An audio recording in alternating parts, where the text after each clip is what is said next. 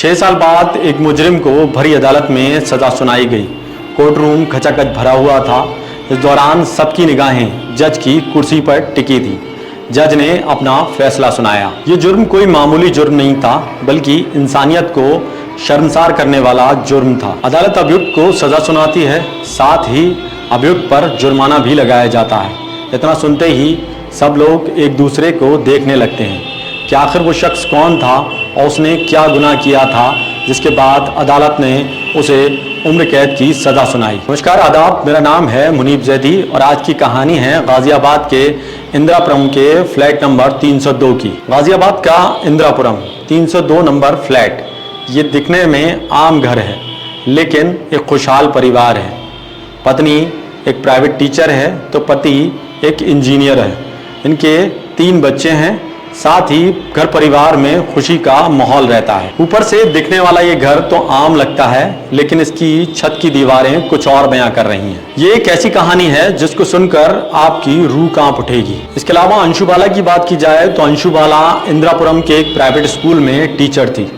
दोनों की शादी हुई, दोनों का परिवार हंसते खेलते अपनी जिंदगी आगे बढ़ा रहा था।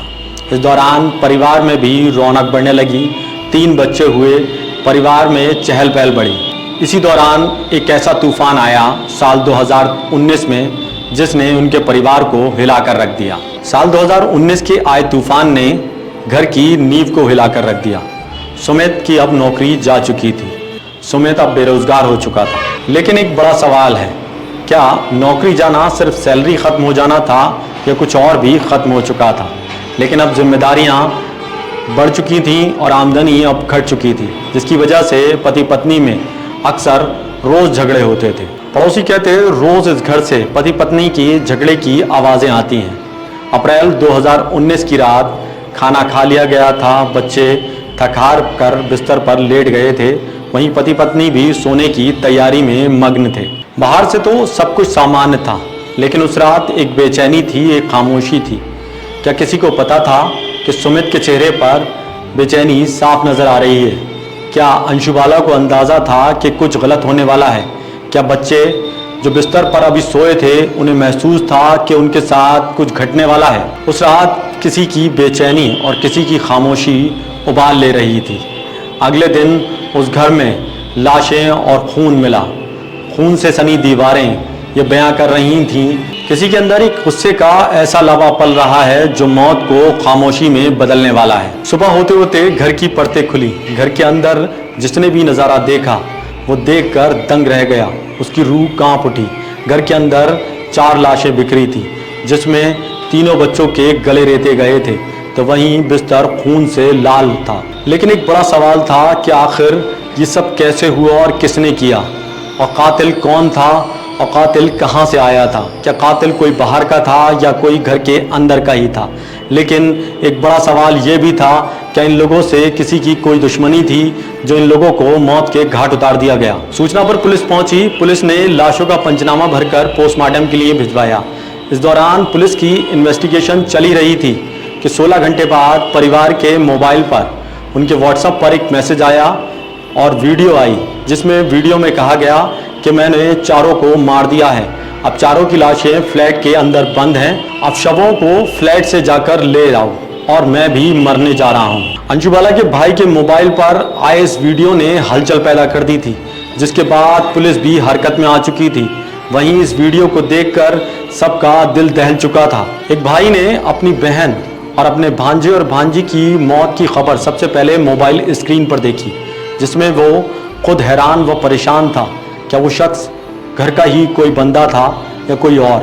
लेकिन उसे पूरा यकीन था कि जो शख्स ये कह रहा था कि मैंने इन सबको मौत के घाट उतार दिया, अब खुद भी मरने जा रहा हूँ। जिसके बाद अंशु बाला का भाई ये बयान लेकर पुलिस के पास पहुंचा। लेकिन पूरा परिवार ख़त्म करने वाला ये कोई और शख्स नहीं, बल्कि अंशु बाला का पति था, जिसने अपने पूरे परिवार को ख़त्म कर दिया। क्या वाकई वो खुदकुशी करने जा रहा था या कोई और वजह रही थी जिसकी वजह से उसने अपने पूरे परिवार को खत्म कर दिया था? पुलिस हरकत में आई तो जांच में पता चला कि अंशु बाला के पति सुमित ने पहले ही प्लान बना रखा था। उसने खाने और कोल्ड ड्रिंक में नशीला पदार्थ मिलाकर पिलाया था। सुमित ने सोचा था कि अगर उन पर वो ऐसे हमला करेगा तो उनकी चीखें बाहर तक गूंजेंगी, इसलिए उसने नशीले पदार्थ का इस्तेमाल किया ताकि पूरा परिवार गहरी नींद में सो जाए और उसके बाद वो उन पर हमला कर दे। फिलहाल सुमित की निशानदेही पर पुलिस ने वो चाकू भी बरामद कर लिया है जिससे सुमित ने उन सब का गला रेता। वहीं पुलिस ने आरोपी को जेल भेज दिया। फिलहाल अब वो तस्वीर पूरी तरह साफ हो चुकी है। वो कातिल कोई और शख्स नहीं बल्कि वो पिता ही था जिसने पूरा घर बसाया, उसके बाद उन बच्चों पर भी बेरहमी से वार कर दिया। उसने इतना भी नहीं सोचा कि वो उन बच्चों का पिता है। सुमित को जेल में भेजने के बाद कोर्ट में 6 साल तक ये मुकदमा चला, जिसके बाद 6 साल बाद एक फैसला आया जिसमें सबूत पेश हुए, गवाही दी गई, इसके अलावा सुनवाई भी चली, लेकिन अदालत ने अपना आखिरी फैसला सुनाया। अदालत ने कहा यह सिर्फ हत्या नहीं बल्कि इंसानियत के खिलाफ एक अपराध है। एक पिता ने ही अपने बच्चों को मौत दी। अदालत ने सुमित को आजीवन कारावास की सजा सुनाई। इसके अलावा 11,000 रुपये जुर्माना भी लगाया गया। ये कहानी उस घर की है जहां प्यार से नफरत बनी और नफरत से खून निकला और खून से निकला इंसाफ। इस कहानी का उद्देश्य किसी के दिल को ठेस पहुंचाना नहीं बल्कि लोगों को जागरूक करना है, इसलिए सतर्क रहें, सावधान रहें। मिलते हैं अगली कहानी में रियल फाइल्स के साथ। इसी के साथ हम विदा लेते हैं। जय हिंद।